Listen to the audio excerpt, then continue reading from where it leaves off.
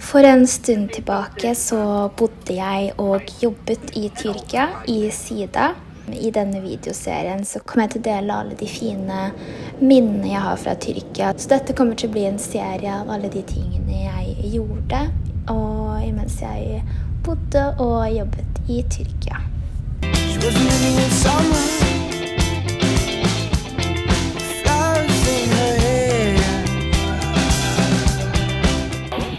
Hvor er det vi er nå? På Trav. Emma! Kommer du for å hente meg? Nå er jeg nødt til å komme til leiligheten i Tyrkia, så jeg tenkte kanskje å vise dere litt rundt. Og så er det spisebord her, liten sofa og en sånn gammel TV. Og så er det lille kjøkkenet. Det er ganske fint og romslig og rent. Også noen kabinetter der. Og så kommer vi inn lille gang her. Så ligger det 2 rom. Jeg har ikke vært der, så det er liksom første gang jeg ser det. Det minner meg om Spania. Så en liten seng der. Der. Så er det garderobe. Garderobeskap her med fullt speil. Så har vi en balkong her. Så døra der er til den andre soverommet. Her er utsikt. Så er det en utsikt her mot poolen. Veldig fint. Og så her er også det hovedsoverommet. Så det er en balkong der. Garderobeskap der. Seng. Så her er badet. Så er det speil der.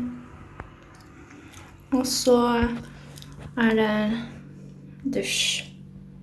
Så da har vi hele denne leiligheten for oss selv da, så det er jo ganske greit. Det blir da leilighetskompleksen min. Og det er 2 rom her, så her kommer jeg og samboeren min Markus til å bo i. Og jeg gleder meg veldig. Så nå tenker jeg at jeg skal sende melding til resten av jentene.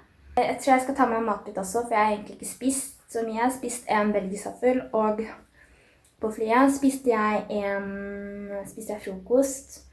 Og så har jeg egentlig ikke spist middag, for jeg sov hele flyturen. Typisk meg. Og det blir deilig med litt søvn, og i morgen så skal vi dra på utflukt, så da tenker jeg å ta dere med. Det her er da innflytningen, og vi ses snart. Dette har vært min første dag i Tyrkia, så langt har det vært veldig fint. Jeg sto opp klokka kanskje 7 i dag tidlig.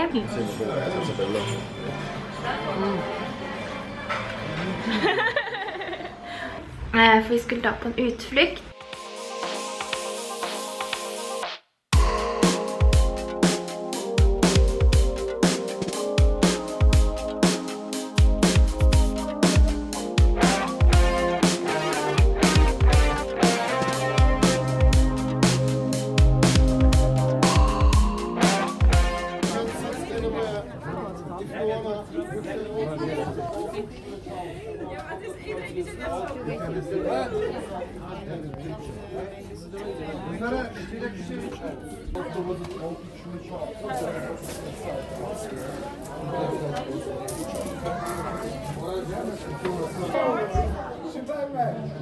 Filmar du?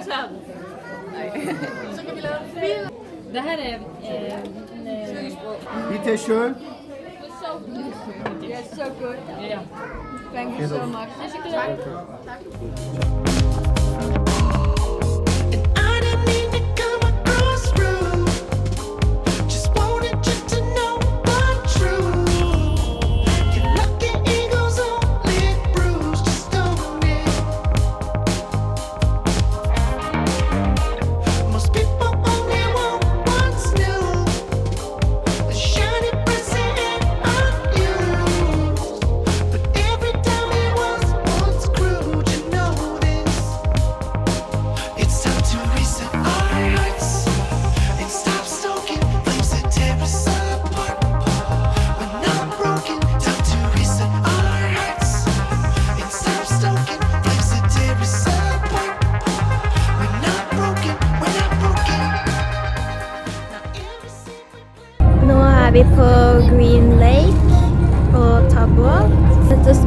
en veldig god middag.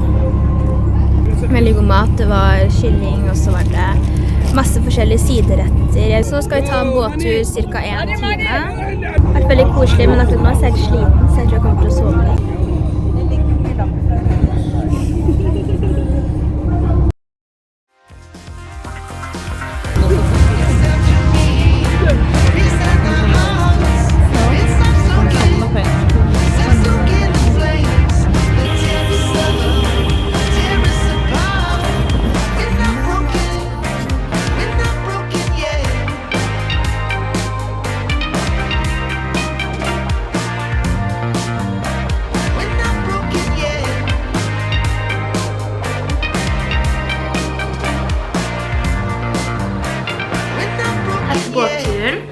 Båtturen kanskje ble ferdig sånn rundt 4, og fikk en oppgave, og det var da skattejakt til å bli kjent med byens side. Så måtte jeg gå og finne meg frem. Hadde ikke noe Google Maps, fordi jeg hadde ikke noe mobildata. Mobildata her er sinnssykt dyr, og jeg ligger på 500 kroner på bare mobildata, for det er 10 kroner per megabyte. Det er helt sinnssykt. Jeg ble litt sånn frem og tilbake, og litt rundt omkring, og fant ikke helt alle stedene. Men jeg fikk sett en del, og jeg fant frem noen stedene, så det var jo ganske greit med tanke på at det var min første gang. Så jeg gleder meg til det blir varmere vær.